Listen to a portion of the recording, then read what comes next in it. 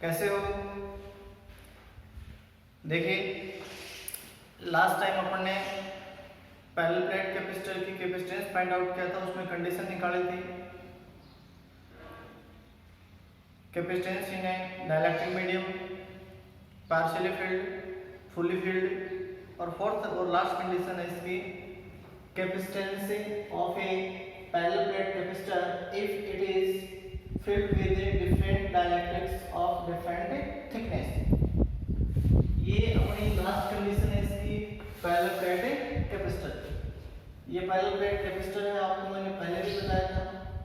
ये P1 plate है, ये P2 प्लेट है, ये पॉजिटिव चार्ज है आपका, ये नेगेटिव चार्ज है। किस प्रकार से मैंने बताया था, डिस्टेंस बिटवीन देम यहाँ पे कितनी है एयर मीडियम में, स्मॉल d। डिफरेंट थिकनेस ले लिया आपने और डाइलेक्ट्रिक्स ले लिया अपन ने, डिफरेंट थिकनेस ले लिया। इसकी डिफरेंट थिकनेस होगी इस प्लेट की T1 और डाइलेक्ट्रिक हो गया एप्सिलॉन R1। एक प्लेट और ले लिया आपने, इसको आपने ले लिया T2 थिकनेस ले लिया और एप्सिलॉन R2 लिए। इस प्रकार से आपने n प्लेट्स इसमें मीडियम में क्या कर दिया, रख दिया। ये अपने पास हो गया Tn और ये हो गया एप्सिलॉन Rn। मैंने पहले बताया था आपको पॉजिटिव नेगेटिव लेके चलना प्लेट पे पहले, उसके बाद में आपको इलेक्ट्रिक फील्ड आएगा, पोटेंशियल आएगा, फिर कैपेसिटेंस आएगा। पहले अपन ने डाइलेक्ट्रिक जो मीडियम होता है वो कैसे बिहेव करता है वो मैंने आपको बताया। फिर पार्शियली अपन ने फील्ड किया इसमें डाइलेक्ट्रिक मीडियम को, तब कैसे फिनोमेना है। फुली फील्ड किया तब किस प्रकार से आया। लास्ट कंडीशन है डिफरेंट टाइप के डाइलेक्ट्रिक्स लेने हैं और डिफरेंट ही उसकी थिकनेस लेनी है। तो उनमें से थिकनेस आपके पास T1 हो गया, T2 हो गया, सोन Tn इसमें रख दिया। तो ये वाला जो मीडियम है ये एयर मीडियम है और बाकी का बचा वो कौन सा है, डाइलेक्ट्रिक्स का है। तो पोटेंशियल हो जाएगा इसका potential V equal to potential in air medium plus potential in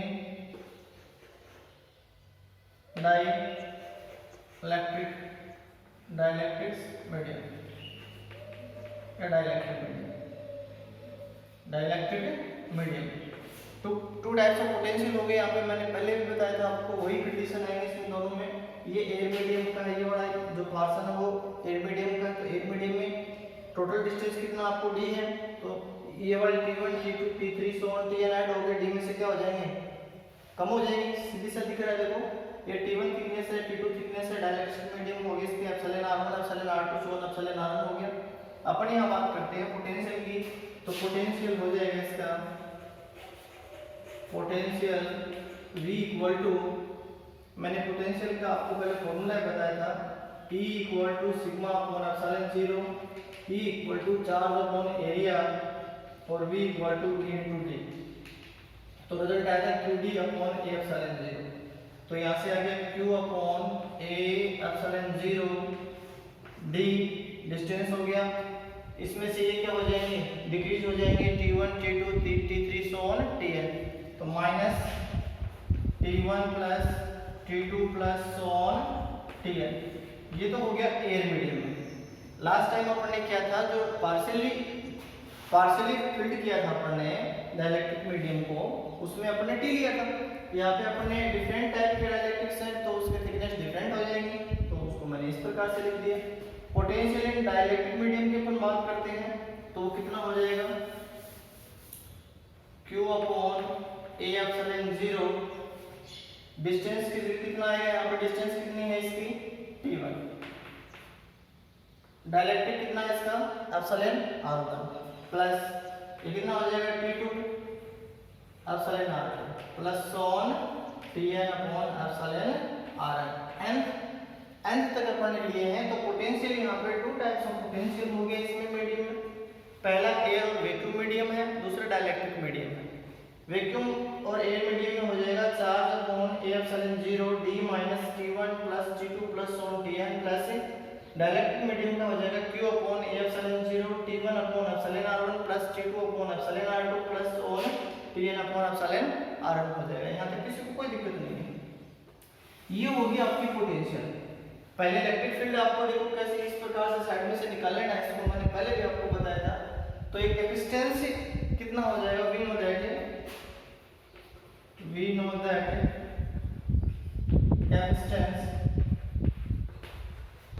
capacitance C equal to Q upon V। इसको इक्वेशन नंबर दे दिया फर्स्ट, इसको दे दिया सेकंड। तो फर्स्ट और सेकंड, फर्स्ट को किस में पुट अप करोगे, सेकंड में। फर्स्ट को सेकंड में पुट अप करेंगे तो कैसे आएगा, देखो ध्यान से।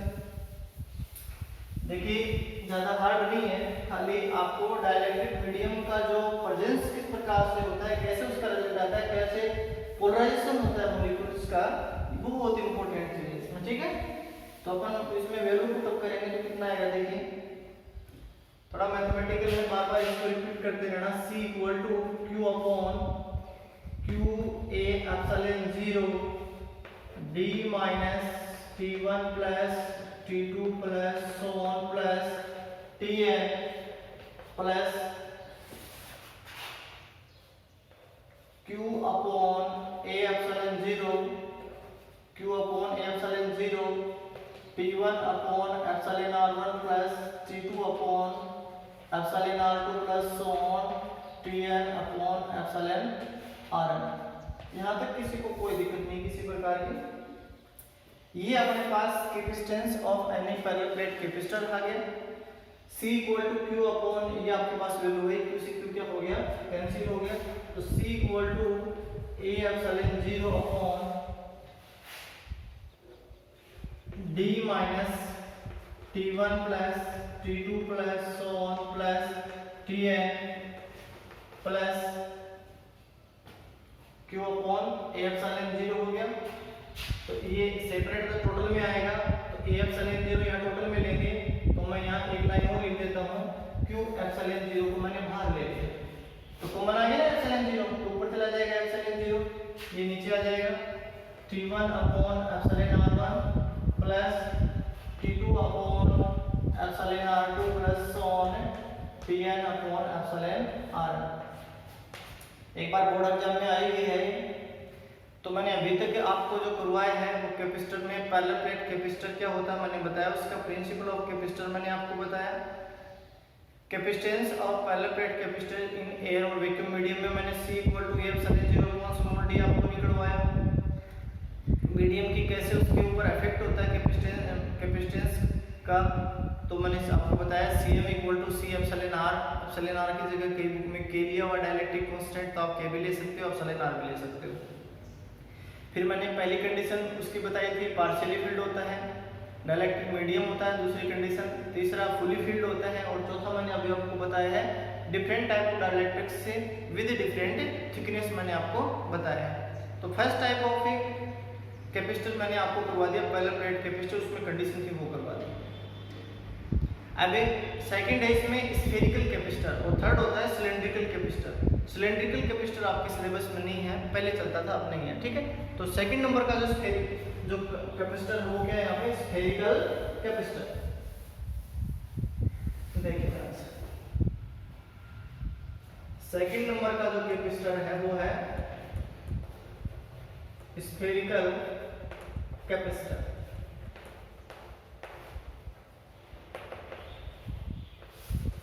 स्फेरिकल कैपेसिटर, स्फेरिकल कैपेसिटर का मतलब हो गया कांस्टेंट स्फेयर।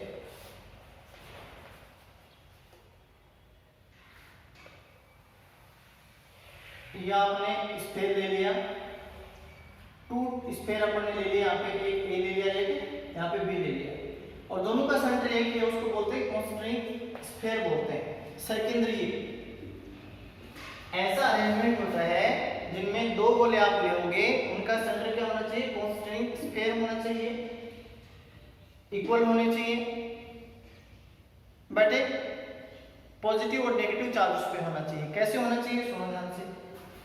ये मैंने आपको पैरेलल प्लेट कैपेसिटर आपको बताया था, ये पैरेलल प्लेट कैपेसिटर है, इसको घुमा दो थोड़ा सा, ये घुमा दिया तो ये बन गया आपके पास, ये देखो, ठीक है। या इसको ऐसे भी कह सकते हैं दूसरे रूप में, आपने इसको ये जो अंदर वाला जो है स्फीयर ए, आपने इसकी रेडियस ले रखी है, सपोज कर लो कि कितनी है r1 ले लिया, छोटे वाले की कितनी है r1 है।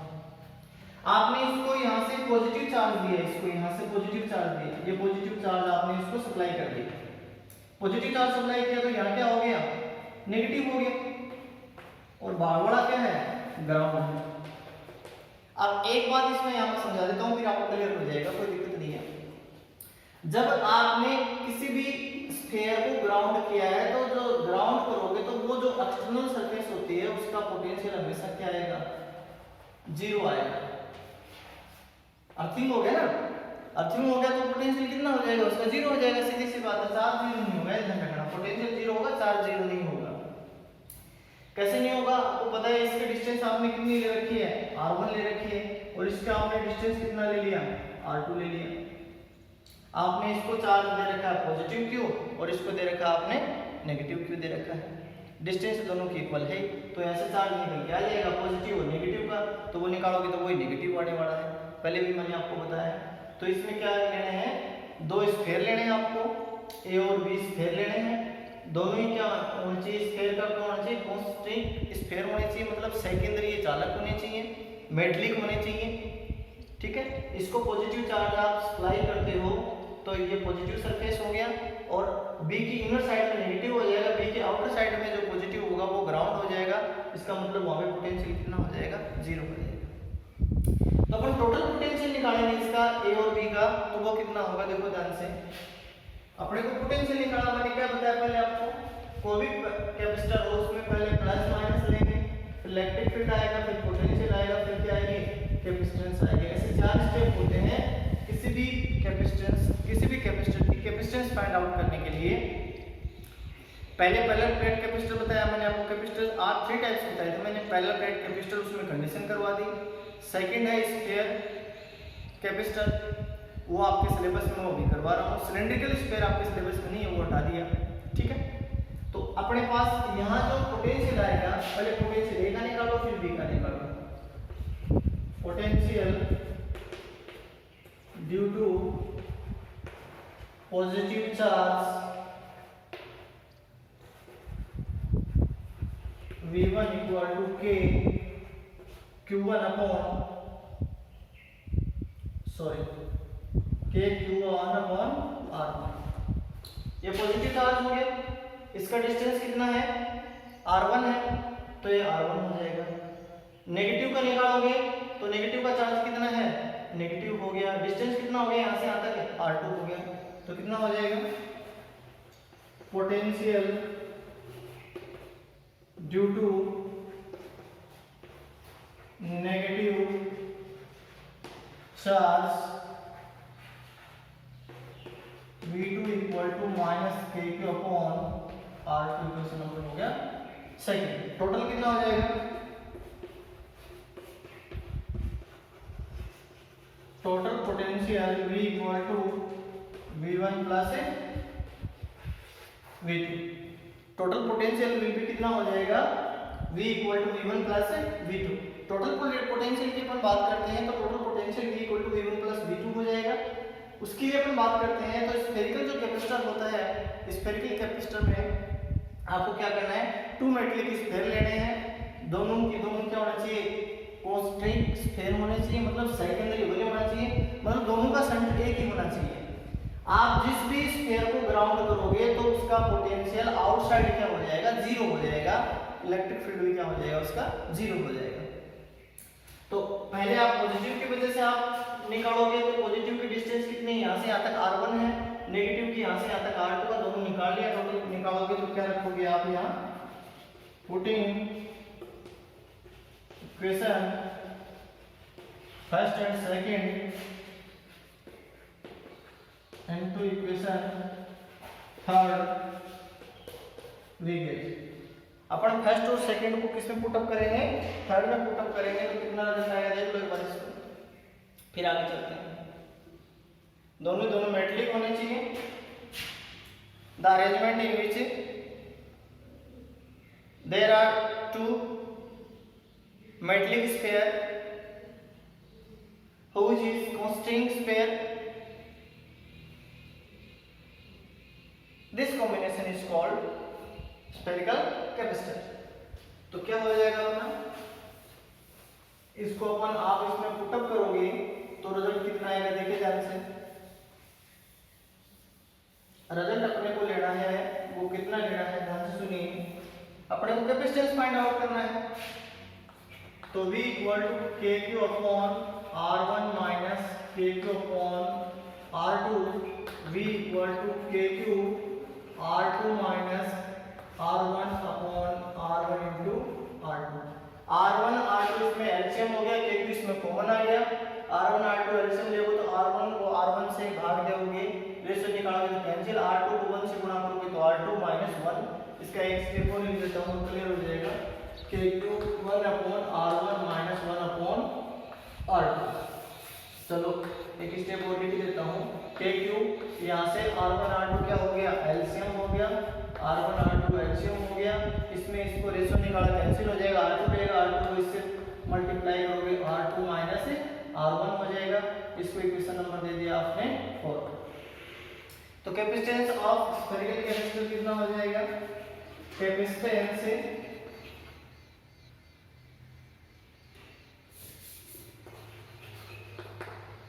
KP,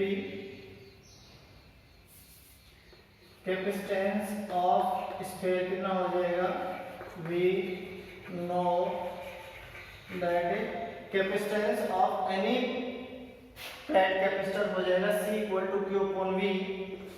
यहाँ से V की वैल्यू से पुटअप करोगे 5 में करोगे तो C equal to Q upon KQ R2 minus R1 into R1 R2। और जो K की वैल्यू होती है वो होती है 1 अपॉन 4 पाई एप्सिलॉन 0। तो यहाँ आप पुटअप करोगे Q R1 R2 अपॉन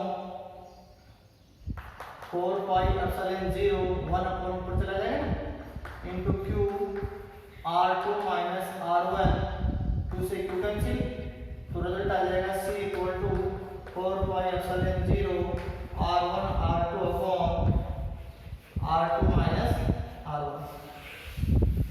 ये क्या हो गया आपका parallel plate capacitor, sorry spherical capacitor हो गया। अपने को यहाँ पे कैपेसिटेंस फाइंड आउट करना है। दोनों के दोनों मेटलिक होने चाहिए, जिनका कंस्ट्रिंग स्फीयर मतलब जिनका सेंटर पॉइंट सेकेंडरी होना चाहिए, एक होनी चाहिए दोनों का। आप जिस भी स्फीयर को ग्राउंड करोगे वहां पोटेंशियल कितना हो जाएगा, 0 हो जाएगा। ठीक है, चार्ज 0 नहीं होगा लेकिन पोटेंशियल 0 हो जाता है। यहाँ तक मेरे हिसाब से किसी को दिक्कत नहीं है। अब देखिए आपने 10th बेस पे रेजिस्टेंस पढ़े थे। रेजिस्टेंस को आपने सीरीज कॉम्बिनेशन में भी किया था और पैरेलल कॉम्बिनेशन में भी किया था। यहाँ अपन कैपेसिटर की बात करेंगे, कैपेसिटर को अपन सीरीज में भी पढ़ेंगे और पैरेलल में भी पढ़ेंगे, और फिर उसके ऊपर न्यूमेरिकल बेस होंगे वो अपन करेंगे। जो सीरीज जो अपन बात करते हैं, जो भी पैरेलल की बात करते हैं, तो उनमें जो इक्विवेलेंट कैपेसिटेंस कैसे फाइंड आउट होगा उसको अपन यहाँ करेंगे। तो मैं यहाँ बता रहा हूँ combination of a capacitor. Combination of a capacitor बहुत ही इंपॉर्टेंट टॉपिक है। Combination of capacitor, combination of capacitor है, उसमें पहला है सीरीज कॉम्बिनेशन।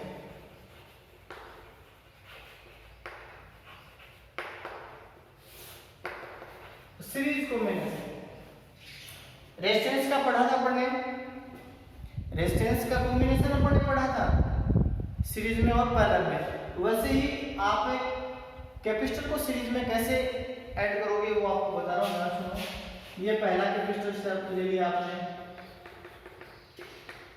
ये दूसरा कैपेसिटर ले लिया, ये तीसरा कैपेसिटर ले लिया और एक बैटरी से इसको कनेक्ट कर दिया। ये आपने पॉइंट ले लिया A और ये ले लिया B। ये C1 कैपेसिटर है, ये C2 कैपेसिटर है, ये C3 कैपेसिटर है। सीरीज में जुड़े हैं, ट्रेन के डब्बे की तरह जुड़े हुए हैं। ये आपने वोल्टेज सप्लाई कर दिया, ये वोल्टेज सप्लाई देखिए आपने 10th बेस पे पढ़े थे रेजिस्टेंस से, ये वाला R1 और R2 सीरीज कॉम्बिनेशन में करंट क्या थी, इक्वल थी, करंट क्या थी, इक्वल थी। तो यहाँ पे मैंने क्या लिखा है, Q इक्वल टू क्या होता है, C, तो C इक्वल टू क्या होता है, Q अपॉन V होता है। C does not depend on charge and voltage, C depends upon dimensions and medium of capacitor। मैंने लास्ट टाइम में भी आपको बताया था, जो C होता है वो मीडियम के ऊपर इफेक्ट डालता है और किस पे डालता है, डायमेंशन पे डालता है। आपने इसको चार्ज सप्लाई किया, इक्वल चार्ज सब पे, इसका वोल्टेज हो गया V1, इसका हो गया V2, इसका हो गया V3। ये ध्यान से सुनिए, इसमें दो मोटी मोटी बातें हैं। आप सीरीज और जो पैरेलल कॉम्बिनेशन पढ़ते हो,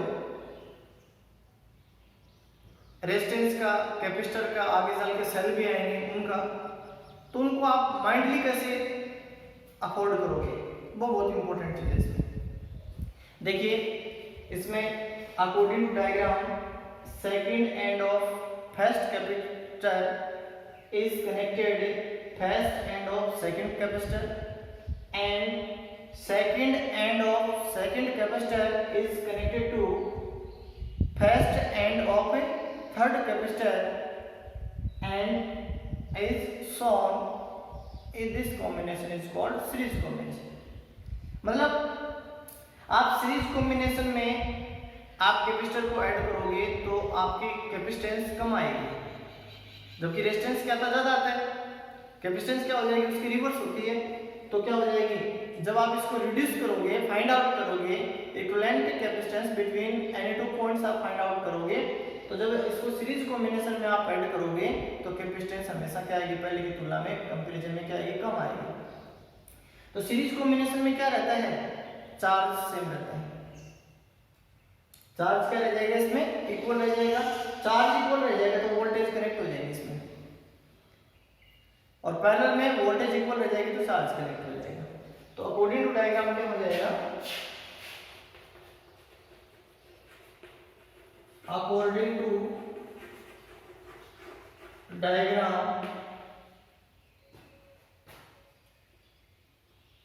first second and of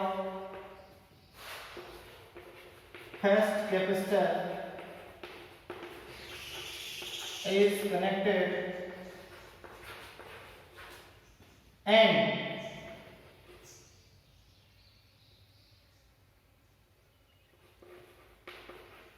third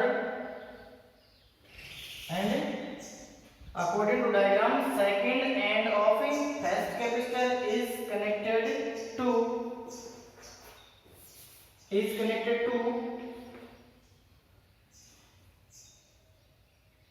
ध्यान से सुनने को वापस बता रहा हूं। According to diagram second end of first capacitor is connected to second end of first capacitor is connected to first end of second capacitor। इसका मतलब क्या हुआ, दोबारा से सुनो एक बार। ये इसका सेकंड एंड है पहले कैपेसिटर का, ये किससे कनेक्ट है, सेकंड से, and second end of second capacitor is connected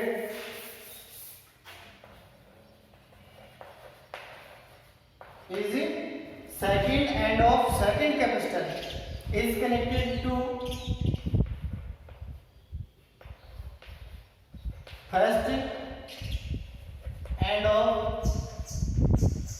third capacitor to first end of third capacitor and so on। इसका मतलब क्या हो गया, then then V equal to V1 plus V2 plus V3। इसका मतलब क्या हो गया, आपने सेकंड एंड को फर्स्ट कैपेसिटर के सेकंड एंड को सेकंड के फर्स्ट से कनेक्ट किया, सेकंड के सेकंड को थर्ड के फर्स्ट से किया, और ये चलते की प्रोसेस। तो वोल्टेज क्या हो जाएगा, V equal to V1 plus V2 plus V3। अब इसमें क्या है, charge on each capacitor is same, charge on each capacitor, charge on each capacitor is same, then we know that ये चार्ज है वो each कैपेसिटर क्या equal है, तब क्या कंडीशन आएगी, देखो ध्यान से। अपन जानते हैं, इसको मैं इरेज कर रहा हूँ, एक बार देख लीजिए आप इसको, एक बार देखो इसको, फिर वहां भी करता हूँ। चार्ज और ईच कैपेसिटर इज सेम हो जाएगा, उसके बाद में अपन क्या करेंगे, ध्यान से सुनिए। ये जो चार्ज है वो इक्वल है सभी कैपेसिटर्स पे, तो क्या हो जाएगा, देखो ध्यान से।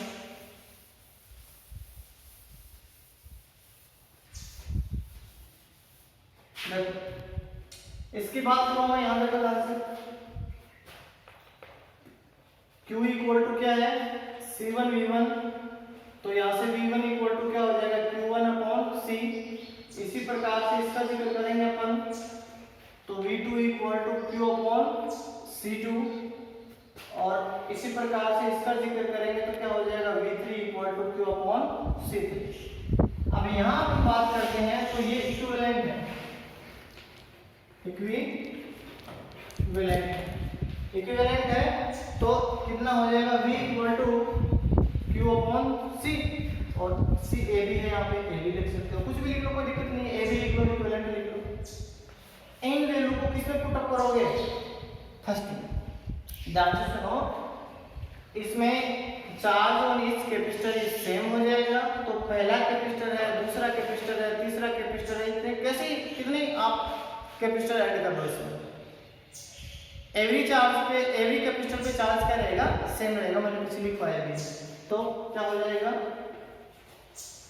Putting equation second into question first, we get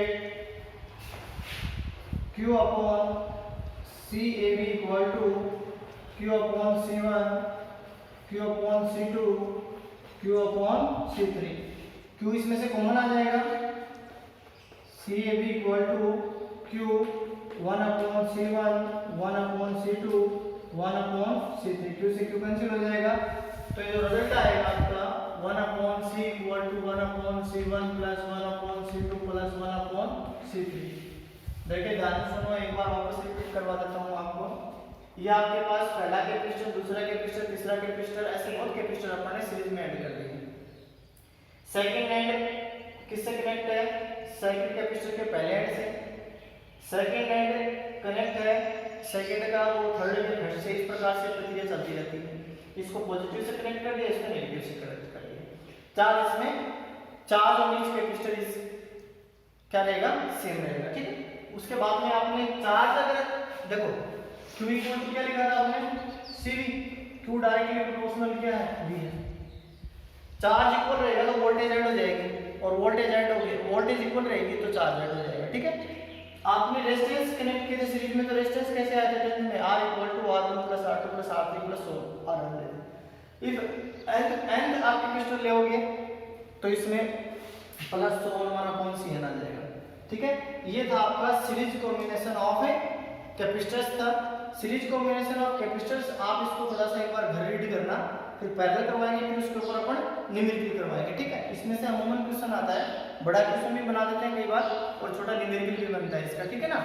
तो इसको आप थोड़ा सा घर जाके एक बार आराम से इसको आराम से पढ़ना, उसके बाद में कोई दिक्कत हो तो कमेंट बॉक्स में करना। Have a nice day.